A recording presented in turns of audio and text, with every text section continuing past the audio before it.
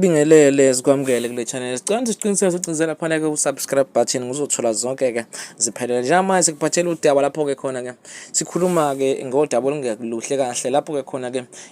abafowethu ababili abasebenza kakhulu lana ke indimeni emculo Maskandi ke ukuphusha ke khona lapha inkundleni zokuxhumana ke ukwazi ke ku-YouTube kanye naphana ku Facebook ke bebebheke khona lapha ke eMcimbini ke kaNdoni and Saliwa ke okhona ke lapha ke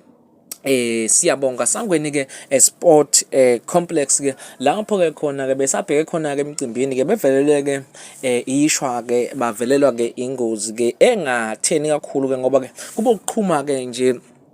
kwalo ke ithayi lemoto ke kanti imoto ke gijima ke ibheke kona ke umcimbi kaNdoni and Saliwa ke sikhuluma ke naye lapha ke ubhanyazile umunye obandakanya kuyona ke lengozi uthi akuyona ke into ebe serious kakhulu ke kube uqhuma nje kwethaye ke babonga kakhulukazi ke umshayeli ke wemoto okwazile ukuthi ke kuqhuma ithaye ke abantu sebekhala ngaphakathi ke emotweni ke bekhalisa ukuthi ke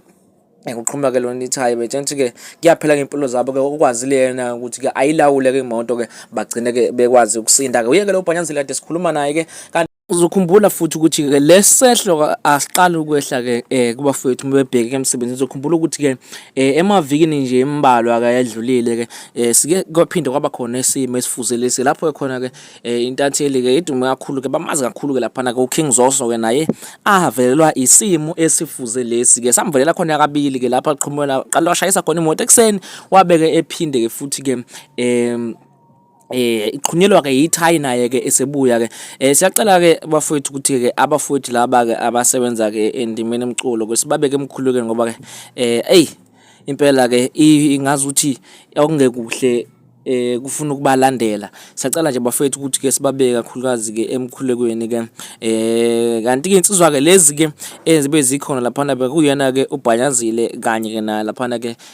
ukhaya ke usebenza kakhulukazi ke kwipolitics aphinde kathinte khona lapha nalapha ke emculweni ke wamaskandi ke cela ucinze lapha ke usubscribe button ke uzothola zonke ziphelele.